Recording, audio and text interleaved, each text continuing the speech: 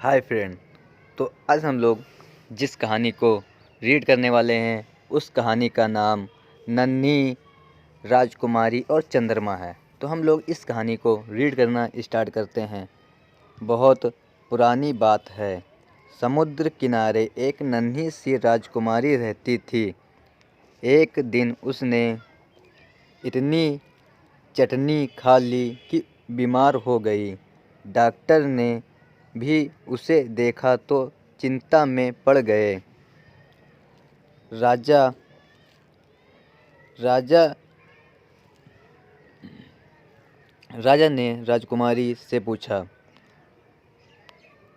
बताओ तुम्हें क्या चाहिए।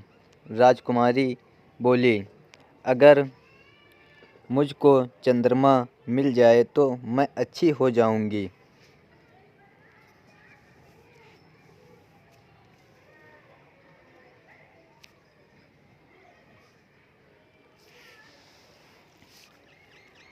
राजा के पास एक से बढ़कर एक जानकार विद्वान की भीड़ लगी रहती थी।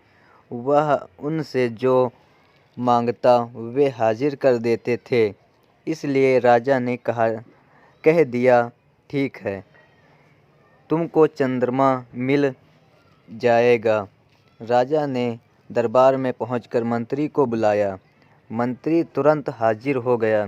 राजा ने कहा, मंत्री जी, राजकुमारी को चंद्रमा चाहिए, तभी उसकी तबीयत ठीक होगी। आज रात या ज़्यादा से ज़्यादा कल तक हर हाल में चंद्रमा चाहिए। यह सुनकर मंत्री पसीना पसीना हो गया और बोला, महाराज, चंद्रमा लाना तो असंभव है। चंद्रमा 35,000 मील दूर है। वह पिघले तांबे का बना है और राजकुमारी के कमरे से बड़ा है। मंत्री की बातें सुनकर राजा गुस्सा हो गया। उसने मंत्री को तुरंत जादूगर को हाजिर करने का हुक्म दिया।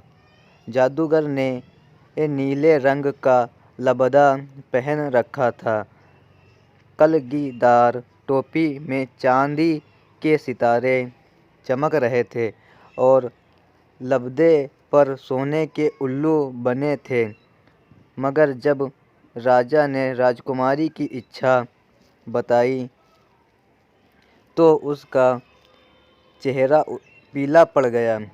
जादूगर बोला, राजा साहब, चंद्रमा तो कोई नहीं।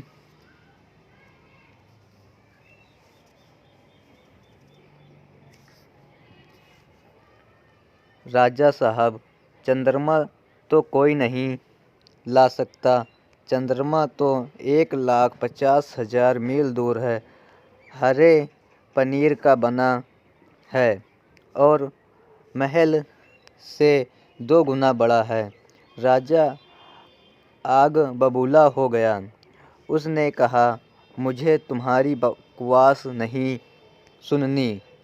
अगर चंद्रमा नहीं ला सकते तो फौरन यहाँ से रफा दफा हो जाओ। तब राजा ने अपने राज्य के सबसे बड़े गणितज्ञ को बुलाया। वह गंजा था और उसके दोनों कानों में पेंसिल लगी थी। उसके काले चोंगे पर सफ़ेद अंक चमक रहे थे।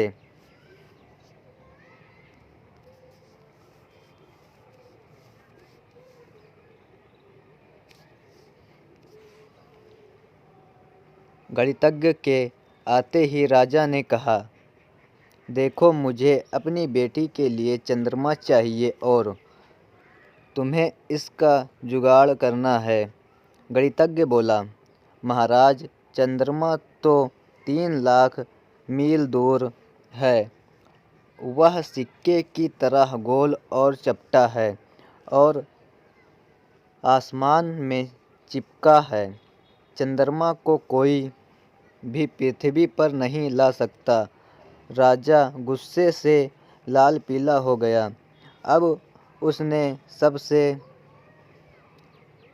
ऊब कर विदूषक को बुलाने के लिए घंटी बजाई। रंग बिरंगी कतरनों से बने कपड़े और टोपी लगाए छलांग मारते वह राजा के पास आ गया और बोला, महाराज, मैं आपकी क्या सेवा कर सकता हूँ। राजा बोले, राजकुमारी को चंद्रमा चाहिए और जब तक राजकुमारी को चंद्रमा नहीं मिल जाता वह ठीक नहीं हो सकती। विदूषक ने पूछा, विद्वानों के मुताबिक चांद कैसा है, कितना बड़ा है और कितनी दूर है। राजा बोला, मंत्री कहता है चंद्रमा 35,000 मील दूर है। राजकुमारी के कमरे से बड़ा है। जादूगर कहता है ये चंद्रमा 1,50,000 मील दूर है, महल से 2 गुना बड़ा है और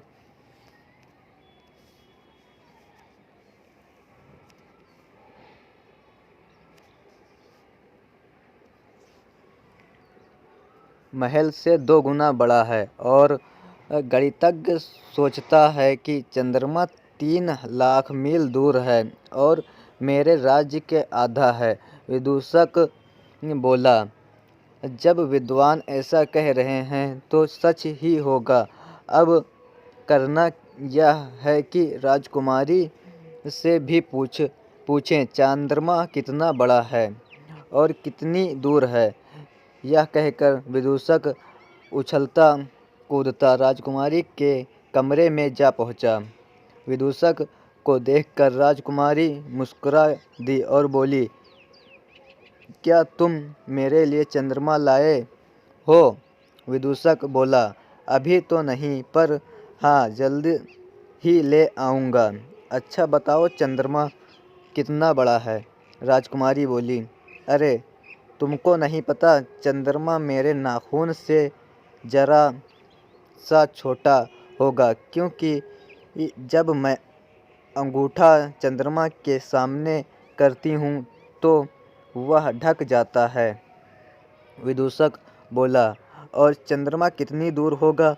राजकुमारी बोली, मेरे खिड़की के बाहर जो पेड़ है उससे तो ऊंचा नहीं होगा, क्योंकि वह कभी कभी पेड़ की टहनियों में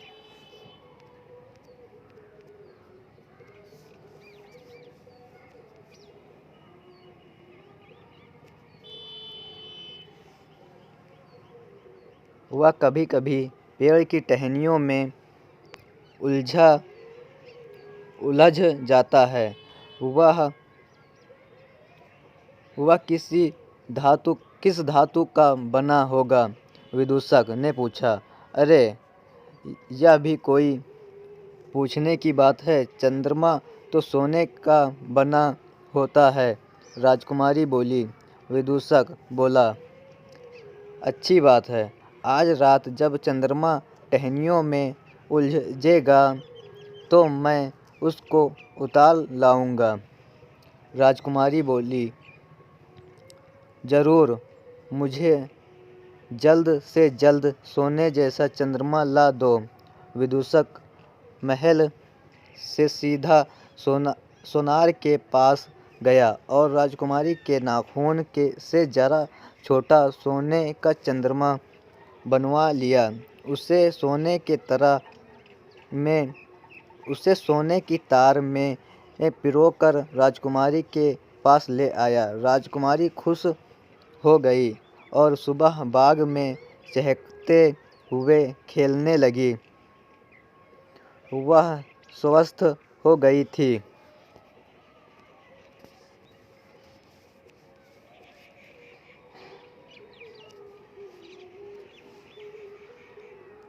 राजा अब भी चिंतित था। उसे पता था रात को जब चंद्रमा निकलेगा तो बिटिया फिर बीमार हो जाएगी। उसने मंत्री को बुलाया और कहा, कुछ ऐसा उपाय करो कि राजकुमारी आज की रात चंद्रमा न देख पाए। बहुत सोच विचार कर मंत्री बोला, राजकुमारी को काला चश्मा पहना देना चाहिए तो चंद्रमा दिखेगा ही नहीं। राजा चिड़चिड़ा गया और बोला, अगर राजकुमारी काला चश्मा पहनेगी तो चीज़ों से टकराएगी, इससे उसे नई बीमारी हो सकती है। अब जादूगर को बुलाया गया। उसने सुझाया कि महल के चारों ओर काले मखमल के ऊंचे ऊंचे पर्दे तान दे तो चंद्रमा हर हाल में छिप जाएगा। राजा को सुनते ही गुस्सा आया। अरे, इससे तो बेटी का दम घुट जाएगा। तब गणितज्ञ बुलाया गया। उसने भी जोड़ घटाकर बताया कि बगीचे में जमकर रंग बिरंगी आतिशबाजी की जाए तो इस चकाचौंध में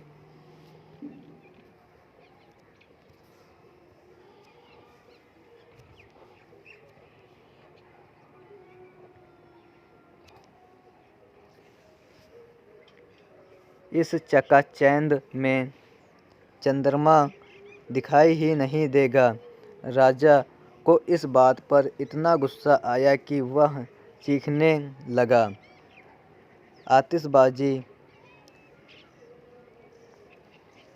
आतिशबाजी होगी तो बिटिया सो नहीं पाएगी और सोएगी नहीं तो बीमार हो जाएगी। चले जाओ यहाँ से। इन सब के जाने के बाद विदूषक आया। राजा ने कहा, वह देखो, राजकुमारी की खिड़की पर चंद्रमा चमक रहा है। अब वह देखेगी कि उसके गले में पड़ा चंद्रमा आसमान में चमक रहा है तो उस पर क्या बीतेगी।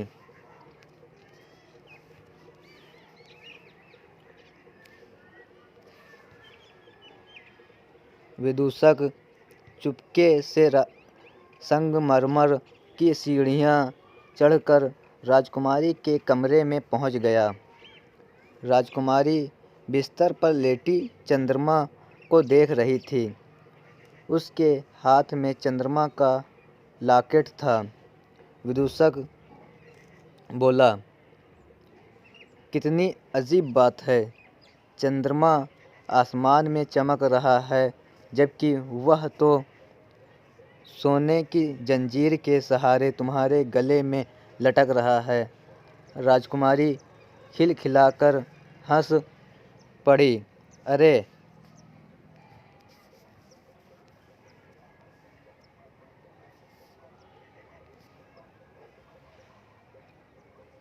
तुम तो एकदम बुद्धू हो। इसमें अजीब बात क्या है। जब मेरा कोई दांत टूट जाता है तो उसी जगह पर दूसरा नहीं उग आता। विदूषक बोला, अरे हाँ, जानवर की सींग झड़ जाती है तो वह भी फिर से आ जाती है। इतनी सी बात मेरे अक्ल में क्यों नहीं आई। राजकुमारी बोली, ऐसा दिन रात रोशनी चंद्रमा सबके साथ होता है। विदूषक ने देखा कि धीमे धीमे बुदबुदाते हुए राजकुमारी खुशी खुशी सो गई। विदूषक मुस्कुराता हुआ कमरे से बाहर आ गया।